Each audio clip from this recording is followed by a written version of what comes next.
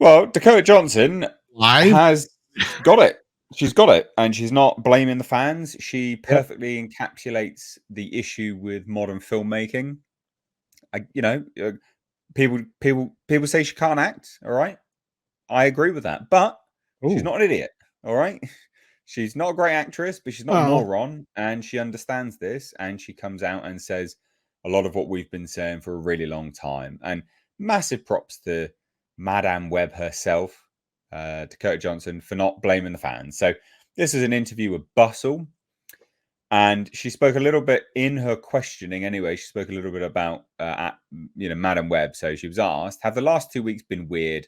A lot has happened since I saw you playing with baby animals on set for the shoot." Yeah, I had the LA premiere for Madame Web, and then went to Mexico City. I had pneumonia, was on steroids, a nebulizer, doing all these little things. Really, really sick. Felt horrible. Looked horrible. And then the movie came out, and it was. I can't take any of it seriously. I don't know. Does it bother you when people write nasty reviews? Unfortunately, I'm not surprised that this has gone down the way it has. Is there a reason for that? And here we have it. It's so hard to get a movie made, and in these big movies that get made, and it's starting to happen with the little ones, which is what's really freaking me out. Decisions being made by committees, and art does not do well when it's made by committee. Films are made by a filmmaker and a team of artists around them. You cannot make art based on numbers and algorithms.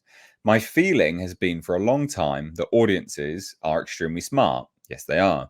And executives have started to believe that they're not. Audiences will always be able to sniff out bullshit. Even if films start to be made with AI, humans aren't going to effing want to see those. But it was definitely an experience for me to make that movie. I'd never done anything like it before. I probably will never do anything like it again because I don't make sense in that world.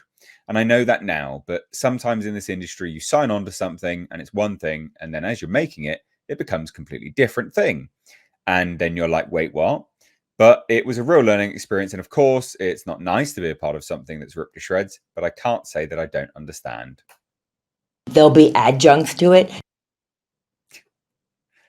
I mean, this is what I've been saying, right? So this perfectly encapsulates what I say about a lot of the really, really good movies out there. Really, really good movies that are cult classics because the studio didn't have faith in it. They didn't know what it was, so they just let a filmmaker get on with it, right?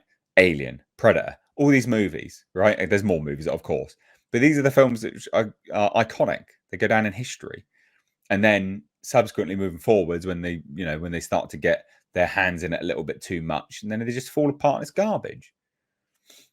Thoughts? Go on, Culture. Well, I think that she at least understands what's going on in the world. I mean, there are not a lot of people that have a lot of, what do you call it, self-awareness or an understanding of the industry that they're in. She really does. I mean, and she's a very smart lady. You may not like her as an actor, actress, whatever word you want to use there, but at least she understands the industry she's in. She came from it. She's a little in that nepotism thing because both her parents were actors. I mean, you've got Griffin and Don Johnson. So you've got Melanie Griffin, Don Johnson. They have a kid, Dakota Johnson. Dakota Johnson gets what it is that's there. She also understands that the superhero world isn't for everybody. I really wish some actors and actresses understood that. I can tell you right now, I wanted to see the ladies that were going to play the Spider Kids, whatever they were going to be called, the Spider Chicks. Spider Chicks? I like that. I have a theme song for that. Spider Chicks, Spider Chicks.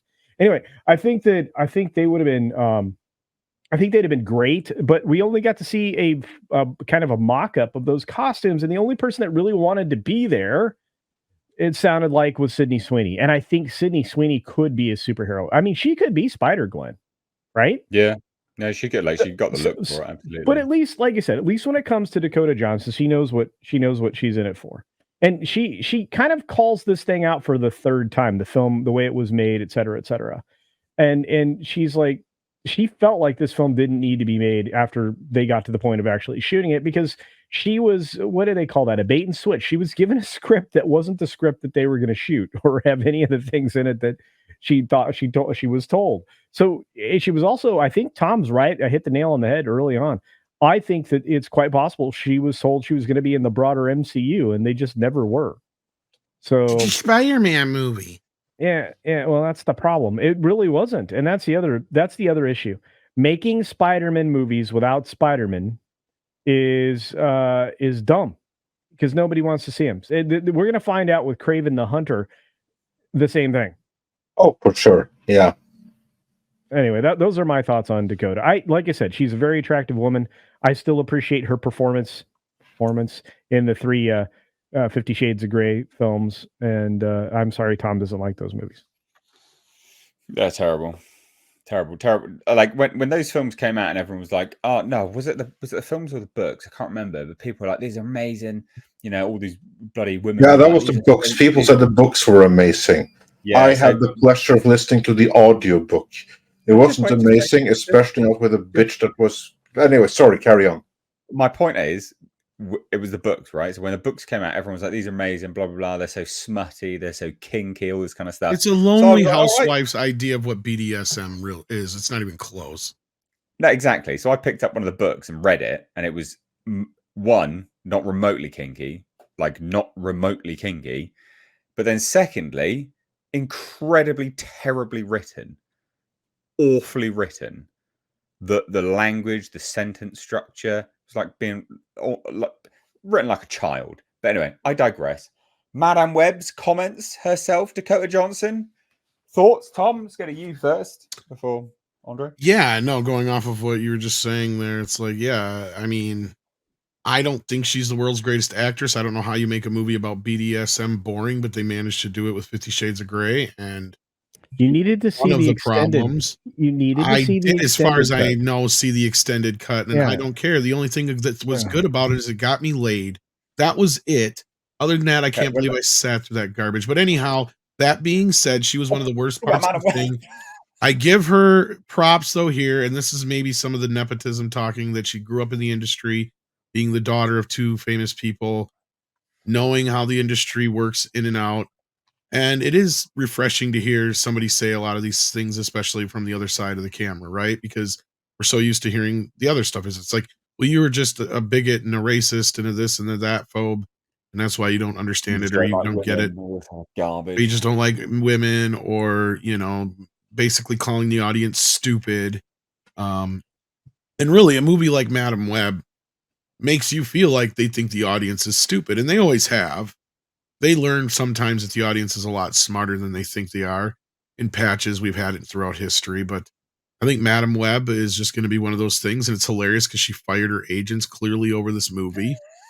And I think culture is 100% right, as we've been saying for a while. She was sold a bill of goods that she didn't get here with this, not just in the script part of it, but in the idea that she was going to be part of the Marvel Universe. And I think her and everybody else thought that's what they were signing up for.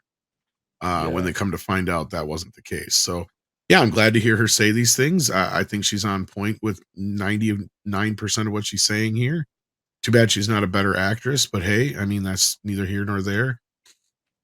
Yeah, I mean, 2 things can be true, right? She can be a bad actress. I mean, she's just probably fortunate that she's in like that, because that other movie, the other movies that she mentioned have been kind of like sleeper hits or whatever, to where I don't think Madame Web is going to have a big impact on her career overall. Of course it's not.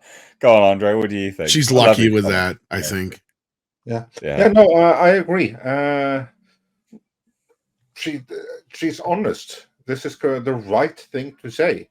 She throws the studio a little bit under the bus, but that only tells me that she knew that those bridges were burned anyway, or rather that there was no bridge to burn. There was no franchise here. She's not coming back to Madame Web. This is just a big failure, and it leads to nothing. And she's quite open about it, and she's courteous, and she's honest, and I wish we would have seen more of it. And she's even like polite in throwing the studio under the bus, saying, "Oh, too many cooks in the kitchen." I don't recall her exact words, but like, she's not naming any or anything. Made by committee. Yeah, made by committee, and this is true. It's obvious for anyone watching. So what's the point in denying it? So kudos to her, and hope that she recovers and finds another thing which is more suited for her talents.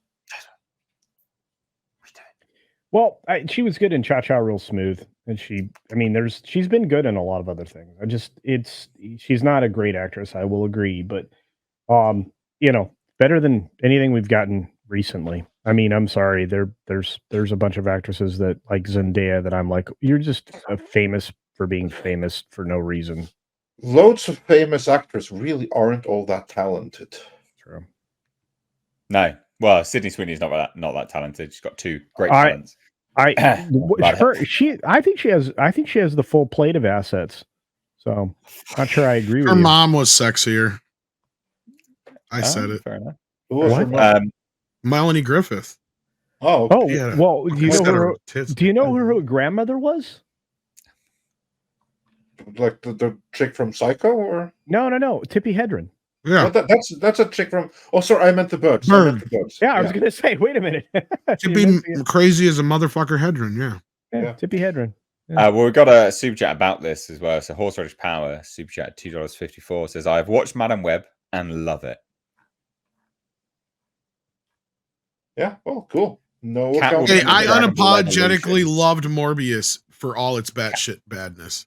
So hey, Catwoman and Yeah. Dragon Ball Evolution had a one-night stand, and this was the result. It is a mental film that was so fun to watch. It kept making me laugh. Top keck. Well, there you go. So it was a comedy. See, That is Who fair knew? enough.